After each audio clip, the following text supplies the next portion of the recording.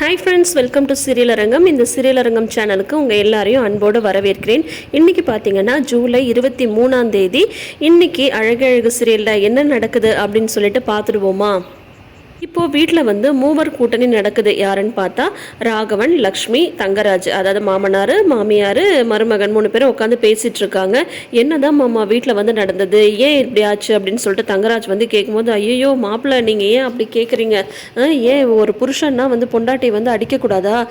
இவளும் பதிலுக்கு பதில் பேசிட்டே இருந்தா, வாய் வார்த்தை பேச்சாக இருக்கும்போது சுரேஷ் அடிச்சிட்டான், உடனே அவள் திருப்பி அடிக்கிறா அப்படின்னு சொல்லிட்டு அவங்க மாமியார் சொல்கிறாங்க. இந்த மாதிரி ஒரு பொண்ணெல்லாம் எங்கேயாவது பார்த்தது உண்டா? நம்ம தப்பு பண்ணிட்டோம், அவங்க அப்பா அம்மா கூப்பிடும் போதே அவளை அனுப்பிச்சி வச்சிருக்கணும். நீங்கள் ஏன் மாப்பிள்ள சுரேஷை மன்னிப்பு கேட்க வச்சிங்க? சுரேஷ் மன்னிப்பு கேட்டது அவளுக்கு இன்னும் தான் திமிரு அதிகமாக இருக்கும். அவெல்லாம் யாருக்குமே அடங்கவே மாட்டா. அவள் இந்த வீட்டுக்கு வேண்டவே வேண்டாம். தோ நம்ம மலரும் தான் இருக்கா. மலர் இந்த வீட்டுக்கு கல்யாணம் பண்ணிட்டு வந்தப்போ யாருக்குமே தான் மலரை பிடிக்காது.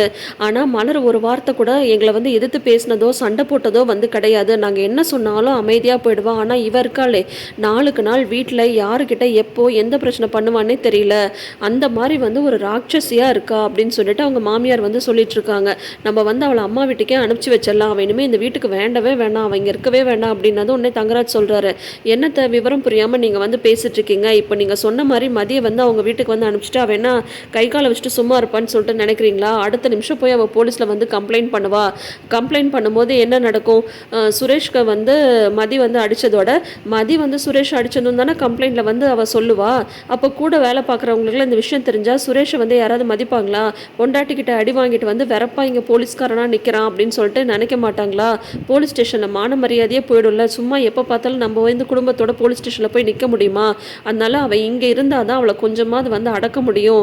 அவங்க அம்மா வீட்டுக்கு அனுப்பிட்டோன்னு வைங்களேன், அவன் நினச்சதெல்லாம் அவள் செஞ்சிட்ருப்பா. அதுக்கப்புறம் மறுபடியும் சுரேஷோட வேலைக்கு பிரச்சனை ஆகிடும். நான் சொல்கிறது கேளுங்க, அதெல்லாம் கொஞ்ச நாளில் எல்லாத்தையும் சரி பண்ணிடலாம். அது வரைக்கும் எல்லாருமே கொஞ்சம் அமைதியாக இருங்க அப்படின்னு சொல்லிட்டு சொல்கிறாங்க. நீங்கள் தான் மாப்பிள்ள பாவம், 2 நாளைக்கு ஒரு தடவை எங்கள் வீட்டு பஞ்சாயத்துக்காக நீங்கள் இங்கே வந்துட்டு போகிறீங்க அப்படின்னு சொல்லிட்டு சொல்லும்போது, மாமா நான் இந்த குடும்பத்தை வேறு குடும்பமாலாம் நினைக்கல, நீங்கள் ஏன் அப்படி நினைக்கிறீங்க அப்படின்னு சொல்லிட்டு எப்பயும் மாமனார் மாமியாருக்கு ஐஸ் வைக்கிற மாதிரி பேசிட்டு வந்துடுறாரு. அதுக்கப்புறம் சுரேஷை கூப்பிட்டு வச்சு அட்வைஸ் பண்ணுறாரு. டே சுரேஷ், நீ எதுக்குடா மதியை அடிச்சு அப்படிங்கும்போது, ஐயோ மாமா நானும் வாய் வார்த்தையில் தான் பேசிட்டு இருந்தேன். அவள் தான் என்னை ஏற்றி விடுற மாதிரி பேசிட்டா. உனக்கு கொஞ்சம் கூட எம்பாரசிங்காக இல்லையா, அசிங்கமாக இல்லையா? இந்த மாதிரி 2 பேரோட விஷயத்த சபையில் பேசுகிறா அப்படின்ற மாதிரிலாம் சொன்னது எனக்கு ஆத்திரம் தாங்கலை. உடனே அடிச்சிட்டேன் அவளை. ஆனால் அவள் உடனே என்னை திருப்பி அடிப்பான்னு நான் கொஞ்சம் கூட எதிர்பார்க்கவே இல்லை மாமா. அடுத்த செகண்டே அவள் என்னை அடிச்சிட்டா. எனக்கு என்ன நடந்துச்சுன்னா எனக்கு ஒன்றும் புரியல. அவளுக்கு எவ்வளோ திமிர் இருந்தால் இந்த மாதிரி பண்ணியிருப்பா.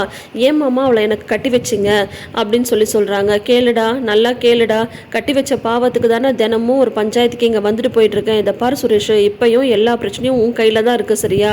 நீ நினச்சா அவளை அடக்க முடியும் அப்படின்னா, ஐயோ வேணாம் மாமா நீங்கள் சொன்னீங்கன்னு சொல்லிட்டு தான் சரின்ட்டு 2 தடவை நானும் முயற்சி பண்ணி பார்த்தேன். எப்படியாவது அவளை கன்வின்ஸ் பண்ணி குடும்பம் நடத்த ஆரம்பிச்சிட்டு அவன் அடங்கிடுவான்னு சொல்லிட்டு, போதுமாமா ஒரு தடவை தலையில் அடி வாங்கினேன், இன்னொரு தடவை கன்னத்தில் அடி வாங்கிட்டேன். அவட்டெல்லாம் என்னால் பேசி கன்வின்ஸ் பண்ணவும் முடியாது, அவளோட வாழவும் முடியாது. உங்ககிட்ட நான் ஒன்று கேட்கவா? தயவு செஞ்சு அவளுக்கு என் கூட விவாகரத்து பண்ணி வச்சுடுங்க.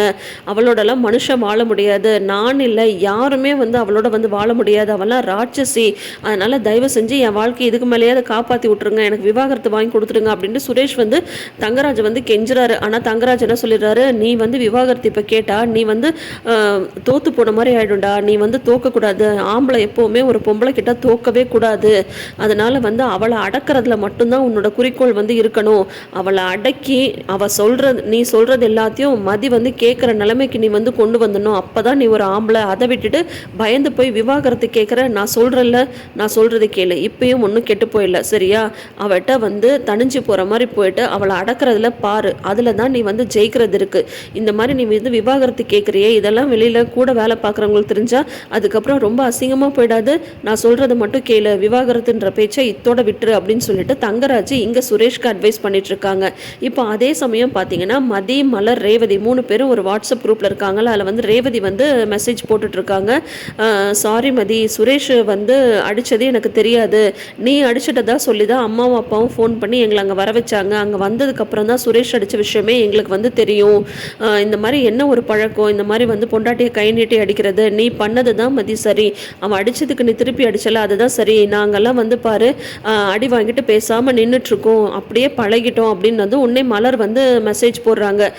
நாங்கன்னு சொல்லிட்டு என்னெல்லாம் சேர்க்காத, உங்கள் அண்ணெல்லாம் வந்து என்னை அடித்தது கிடையாது, சொல்லப்போனால் என்னை வந்து சத்தமாக கூட பேசினது கிடையாது, அந்த விஷயத்துலலாம் அவர் வந்து தங்கம் அப்படின்னு சொல்லிட்டு மலர் வந்து சொல்கிறாங்க. ஐயோ அண்ணி, நான் வந்து உங்களை சொல்லலை, நான் சொன்னது பொம்பளைங்க எல்லாரையும் காமனாக வந்து சொல்கிறேன் அப்படின்னு சொல்லும்போது உடனே மதி வந்து வாட்ஸ்அப்பில் மெசேஜ் பண்ணுறாங்க.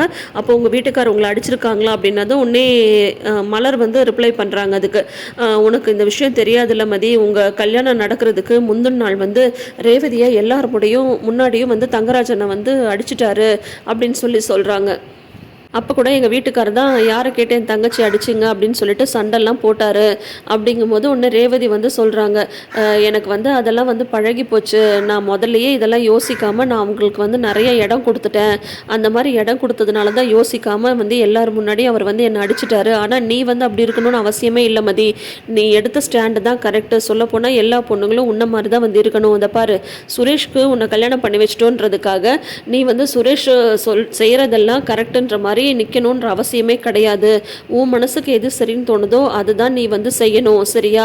நீ வந்து இவ்வளோ கஷ்டப்பட்டு சுரேஷ் கூட வாழணும்னு சொல்லிட்டு கூட நான்லாம் சொல்லவே மாட்டேன். உன் மனசுக்கு வந்து சரி பரலையா, நீ வந்து சுரேஷை விவாகரத்து பண்ணிவிட்டு உன் மனசுக்கு பிடிச்ச வாழ்க்கையை நீ வந்து அமைச்சிக்கலாம். அவங்கவுங்க வாழ்க்கைன்றது அவங்கவுங்க கையில் தான் இருக்குது அப்படின்னு சொல்லிட்டு ரேவதி வந்து இந்த மாதிரி ஒரு வாய்ஸ் மெசேஜ் போடுறாங்க. இதை கேட்டு மலர் வந்து ஷாக் ஆயிடுறாங்க. இரு நீ என்ன விட்டா 2 பேருக்கும் விவாகரத்தை வாங்கி வச்சுடுவ போல, அமைதியாக இரு அப்படின்னு சொல்கிறாங்க. உடனே வந்து ஆமாம், அவன் பண்ணது மட்டும் சரியா, எதுக்கு எல்லாரும் முன்னாடியும் மதியை வந்து அடிக்கணும், மதியை வந்து எப்போ பார்த்தாலும் அடக்கணும்னு அதை மட்டும் தான் வந்து யோசிக்கிறான். இது வரைக்கும் இது வந்து 2வது தடவை ஆகிட்டு போயிடுச்சு.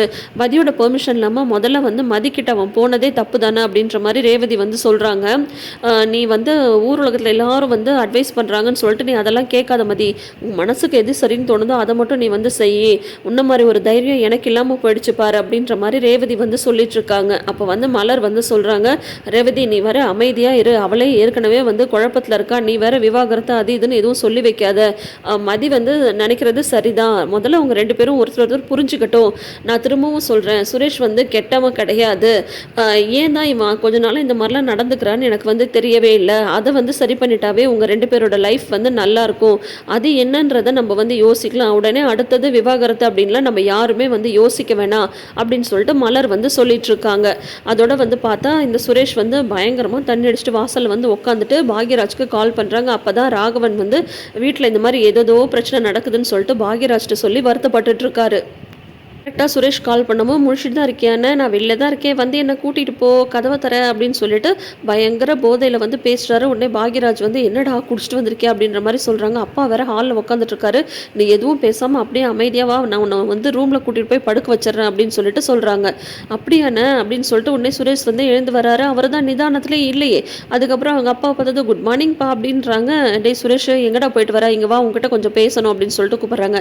இல்லைப்பா அவன் டயர்டாக இருக்கான், ஃபஸ்ட்டு ரூமில் போய் தூங்கட்டும், எதுனாலும் நாளைக்கு காலையில் பேசிக்கலாம் அப்படின்ட்டு பாக்யராஜ் சொல்லும்போது அவன் எந்த நிலமையில இருக்கான்னு எனக்கும் தெரியுதுடா, முதல்ல அவன் நீங்கள் கூட்டிகிட்டு வா அப்படின்னு சொல்லிட்டு சொல்கிறாங்க. அதுக்கப்புறம் வந்து ஏன்டா இந்த மாதிரி வந்து குடிக்கிற, வேணாண்டா, குடிச்சு உன் வாழ்க்கையை நீ வந்து அழிச்சிக்காத, சரியா? டெய்லி வீட்டில் ஏதோ பிரச்சனை நடக்குது, குடும்பம்னா பிரச்சனைலாம் இருக்க தான் செய்யும் அப்படின்னதும் உடனே சுரேஷ் சொல்கிறாரு, ஆனால் எனக்கு நடக்கிற பிரச்சனை மாதிரி யாருக்குமே நடக்காதுப்பா, யாராவது வந்து பொண்டாட்டி கையில் அடி வாங்குவாங்களா, நான் வந்து வாங்கிட்டேனே, இந்த மாதிரி எனக்கு அசிங்கமாக போச்சே, நான் என்னப்பா பண்ணுறது, எனக்கு இந்த வாழ்க்கையே வேணாம்ப்பா அப்படி இப்படின்னு புலம்புறாரு. உடனே ராகவன் வந்து சொல்கிறாங்க, இருடா அதுக்காக நீ குடிச்சு உன்னோட வாழ்க்கையை வந்து கெடுத்துக்காத, எல்லாமே சரியாக போயிடும், ஏதாவது பண்ணுவோம், அவளை வந்து எப்படியாவது மாற்றுறதுக்கு நம்ம வந்து முயற்சி பண்ணலாம் அப்படின்னா, ஐயையோ வேணாம்ப்பா, கண்டிப்பாக மாற்றுறதுக்கெலாம் வாய்ப்பே இல்லைப்பா, என்னை விட்டுருங்கப்பா, நான் எங்கேயாவது போயிடுறேன்ப்பா அப்படின்ற மாதிரி புலம்பி தள்ளிட்டு இருக்காரு. பாக்யராஜ் அவனை கூட்டிகிட்டு போய் படுக்க வேடா, அவனை நினச்சா எனக்கு வந்து ரொம்ப மனசு கஷ்டமாக இருக்குன்னு அவர் கண்ணில் தண்ணி விட்டுட்டு போகிறாரு. நம்ம பண்ணுறது தப்புன்னு சொல்லிட்டு புரிஞ்சிக்காத வரைக்கும் அந்த இடத்துல பிரச்சனை வந்து தீர்றதுக்கு வாய்ப்பே இல்லைங்க. நம்ம வந்து ஒரு ஸ்டாண்டில் வந்து நின்றுட்டு அடுத்தவங்க கரெக்டாக நடந்துக்கிட்டாலுமே இல்லை நீங்கள் பண்ணுறது தப்புன்னு சொல்லிட்டு நினைக்கிறவங்க நிறைய பேர் வந்து இருந்துட்டு இருக்காங்க. அவங்க மேலே எல்லா தப்பும் இருக்கும், ஆனால் அது வந்து அவங்களுக்கு தெரியாது. சிலர்லாம் வந்து நினச்சிக்கிறாங்க நம்ம வந்து கண்ணை மூடிட்டா உலகமே இருந்துடுச்சு அப்படின்னு சொல்லிட்டு. அப்படி கிடையாதுங்க. நம்மளை சுற்றி இருக்கிறவங்க எல்லாருக்கும் கண் இருக்குது, காது இருக்குது, வாய் இருக்குது. பேசுகிற வாய் பேச தான் செய்யும், கேட்குற காது கேட்க தான் செய்யும், பார்க்குறக்கணும் பார்க்க தான் செய்யும். ஆனால் அதெல்லாம் புரிஞ்சிக்காம தான் நினைக்கிறது தான் கரெக்டு அப்படின்னு சொல்லிட்டு இந்த தங்கராஜ் ஆகட்டும், ராகவன் ஆகட்டும், லக்ஷ்மி ஆகட்டும், சுரேஷ் ஆகட்டும் நினச்சிட்டு இருக்காங்க. அப்படி இருக்கக்கூடாது. மதி வந்து சுரேஷை புரிஞ்சுக்கணும்னு முக்கியம் இல்லை, முதல்ல மதியை வந்து சுரேஷ் வந்து புரிஞ்சுக்கணும். அந்த பொண்ணோட ஸ்டாண்டு என்ன, அவங்க என்ன எதிர்பார்க்குறாங்க அப்படின்றத புரிஞ்சுக்கிட்டாவே சுரேஷ் வந்து முதல்ல அவராக நடந்துக்கிட்டாவே மதி வந்து ஈஸியாக சுரேஷ் வந்து புரிஞ்சுப்பாங்க. ஆனால் சுரேஷும் எடுப்பார் கைப்பிள்ளையாக இருந்துட்டு இருக்கிறது தான் இவ்வளோ பிரச்சனைக்கும் ஒரே காரணம். மதி சொன்ன மாதிரி ஒருத்தர் புரிஞ்சுட்டு அவங்க லைஃப்பை வந்து ஸ்டார்ட் பண்ணணும்னு நினச்சிருந்தா அது கூடி சீக்கிரமே நடந்திருக்கும்.